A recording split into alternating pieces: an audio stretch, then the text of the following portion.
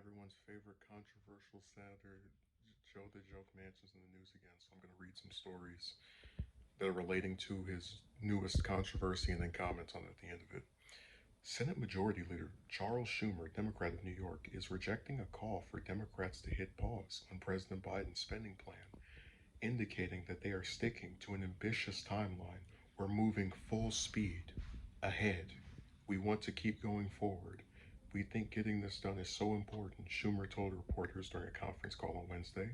Schumer's remarks come after moderate Senator Joe the Joke Manchin, they don't actually say in the article, of course, I just add that, urged his colleagues to hit pause on Biden's $3.5 trillion plan, which is at the heart of Democrats' economic and legislative agenda. Manchin, during a West Virginia Chamber of Commerce event and separate Wall Street Journal op ed, said Democrats should slow down, pointing to concerns about the debt and inflation, as well as unrelated issues, including the withdrawal of U.S. troops from Afghanistan. Instead of rushing to spend trillions on new government programs and additional stimulus funding, Congress should hit a strategic pause on the budget reconciliation legislation. A pause is warranted because it will provide more clarity on the trajectory of the pandemic, and it will allow us to determine whether inflation is transitionary or not, Manchin wrote in the op ed. But congressional Democratic leaders have laid an ambitious timeline to get Biden's spending bill to his desk. Schumer has set a September 15th deadline for roughly a dozen congressional committees to be finished drafting their portions of the 3.5 trillion bill. Schumer stuck by that timeline they're referring to some Pelosi that we're going to get to her later. Schumer struck by the timeline during Wednesday's call, telling reporters we're moving forward on this bill. In order to get the bill through the Senate, Schumer will need total unity from all 50 members of the Senate Democratic caucus, giving Manchin leverage to make demands for changes to the party strategy. Manchin didn't specify how long he thinks his party should hit pause, but he's also taken issue with the 3.5 trillion top line figure. So let me go to the other thing. See, Schumer didn't directly call out Manchin, but he is basically waving them off, going whatever. Pelosi was a little more deliberate in her rebuke. House Speaker Nancy Pelosi, Democrat of California, dismissed Senator Joe Manchin's call for a pause in deliberations on the 3.5 trillion spending package, saying she does not agree with the moderate senator's recommendation. Pelosi, when asked on Tuesday for her reaction to Manchin's call for a pause, said, "Well, obviously I don't agree. I'm pretty excited about where we are. Everyone's working very hard. The committees are doing their work. We're on a good timetable, and I feel very exhilarated by it," she added. There's a really big section of stuff that's not in this. Um, so they just, I hate when these articles do this, where someone makes a little comment, and the comment is maybe two sentences, and there's like 5 paragraphs of recapping what happened before. They have to give you a flashback or it was a clip show they call them on TV where they play old episodes. So you might look at this as a minor story, but the biggest issue I've had with Schumer and Pelosi with regard to their handling of Manchin is that in the past, Schumer, for example, said that he encouraged Manchin to be independent and not feel obligated to do something because he's a member of their caucus. And this kind of stuff really upset me when you have always had very slim majorities by the side of the Democrats, especially since Manchin's been a senator since 2013. So he was basically, in most instances, giving him leverage to just do whatever he wants. And it was always funny to watch Schumer, get mad briefly, like with the Kavanaugh stuff, and then just brush it off, like, oh, well, man's just going to do what he wants to do.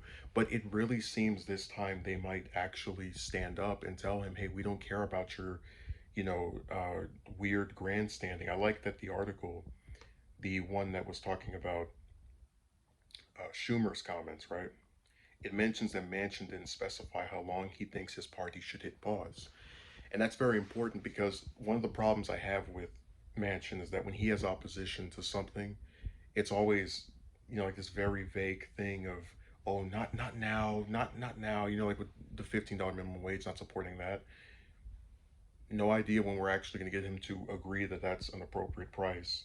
And it's the same thing here where he tells them to hit pause with no idea or solution of when they can resume with negotiate. Because really, this isn't about thinking it's too soon, right?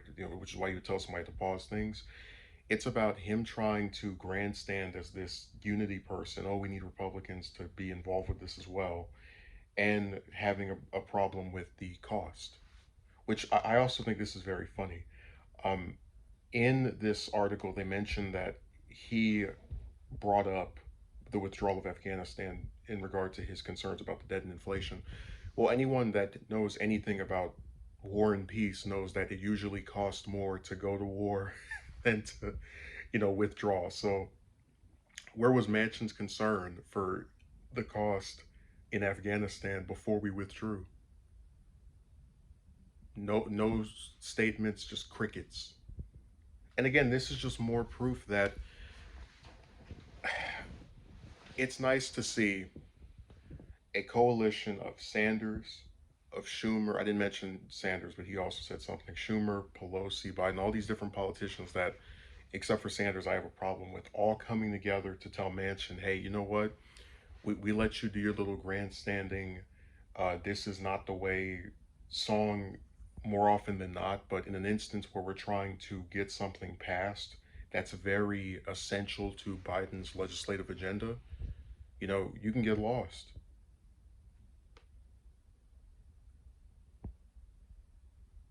God, and it was funny that people actually were saying it was a good thing. I saw some on the right saying that it was nice to see, Manchin in this bipartisan position or in this special position where he has to be the tiebreaker vote. But I didn't want the Democrats to get the Senate back because I knew that someone like him would have their voice elevated, and all he ever does is push things for the worse. You have a guy that I didn't want to bring up all of his horrible votes, but this is a politician who is looking at another group of people that don't really do much themselves, referring to Pelosi and Schumer, and is asking this group of people who largely don't do anything of any substance to be even more useless. So it's nice to see them go after him.